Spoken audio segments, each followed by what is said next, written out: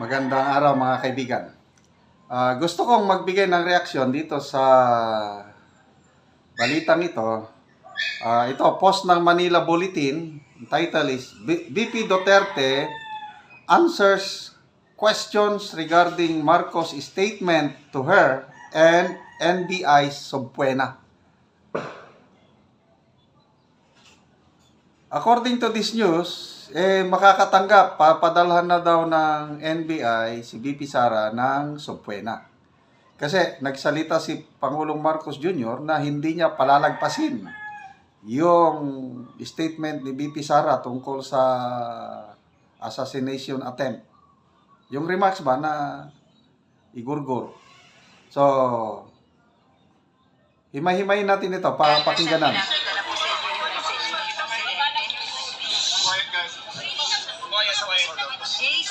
Jace, nabasa naman na ni Ma'am TVTF, no? Ma'am, your reaction po to the statement of the President, Ma'am, na hindi daw niya po ito malalampasin at all that he said po. Yes, oo. Hindi ko pa nababasa yung kanyang statement. And pag nabasa ko na, magkakaka. Yes. Wait lang po, Hindi ko pa... muna, bago sasagot si Ma'am. Okay. Hindi ko pa nababasa yung kanyang statement. Pero pag nabasa ko na, maganda kami ng sagot. Kasi hindi ko rin palalampasin yung ginagawa nila sa akin. Yun! Sabi ng Pangulo, hindi ko palalagpasin yan. Anong resback ni VP Sara? Hindi ko rin palalagpasin ang ginagawa nila sa akin. Ayun! Talagang all out, labanan na. NBI. I would gladly answer yung gusto nilang mga tanong na ipasagot. Pero dapat sumagot din sila sa mga tanong ko sa kanila. Yun na. Mag-usap na lang kami doon pag nandiyan na yung sundila. I don't know kung saan ang source ng mga media na magpapadala ng NBI ng subpoena kay VP Sara. Ulitin ko media lang yung nagtanong. Kaya lang, nakahanda naman ang VP, sabi niya, pag matanggap namin ng subpoena, sasagutin ko yung mga tanong nila. Kaya lang, sasagutin din nila yung mga tanong ko. Talagang may restback palagi. Ma'am, si Colonel Nolasco, how's the professional things in This is the reason why we don't want to discuss confidential. And yan, kaya may batas na bawal pag-usapan ng confidential funds. Ulit na namin sinasabi sa House of Representatives here. Ma'am, pero tama po ba yung testimony kanina na it was you designated? We will wait for Colonel Nolasco. Next question, please. Ma'am? Last two. Sorry. Or make it brief. Make it brief. BBM said po na kung ganun po kadali magplano pagpatay sa isang presidente, paano pa kaya sa pagkaraniwan ng mamamayan? Kung ganyan kriminal na pagtatangka, hindi dapat pinapapagpakas. Yan ay aking papalagaan, sabi ni BBM. Oo.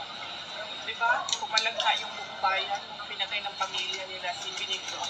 Hello! Benigno Aquino. Next question. Next question. Pumalag nga ang buong bayan nung pinatay ng pamilya Marcos si Benigno Aquino.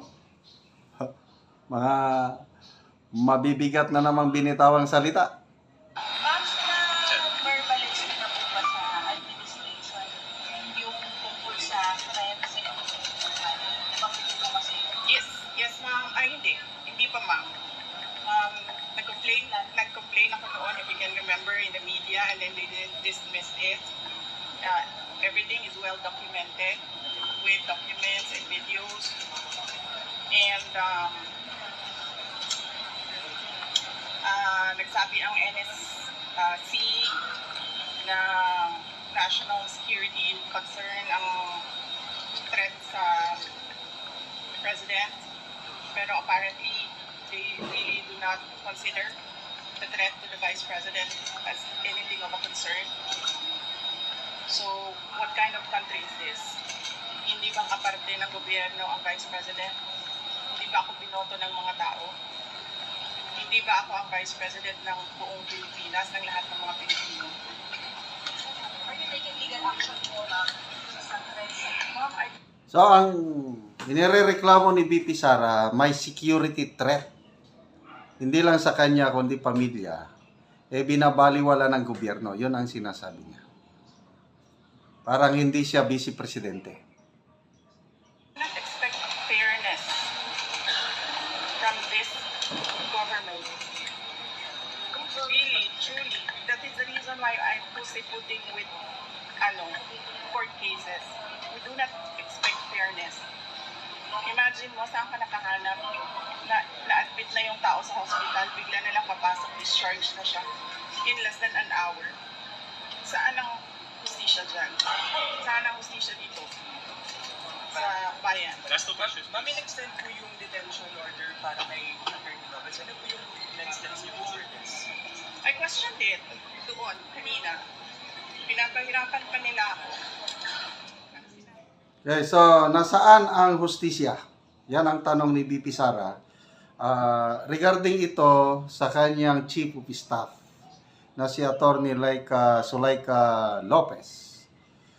So, mabuti nga at nandun si Congressman Dante Marcoleta na medyo nahirapan ang mga mambabatas sa pagsagot.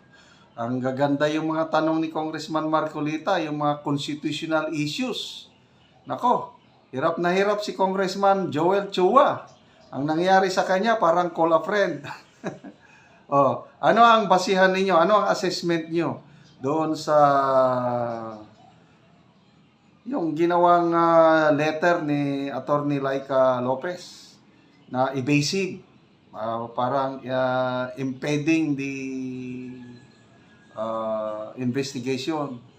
Nahirapan din silang sagutin. Kaya lang, ang nagawa, ayun, extended.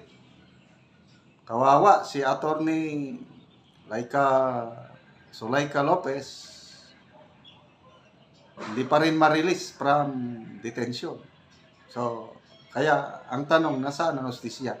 Hindi umaasa si BP Sara na magkakaroon ng hustisya. Ito. Okay, so, yun po.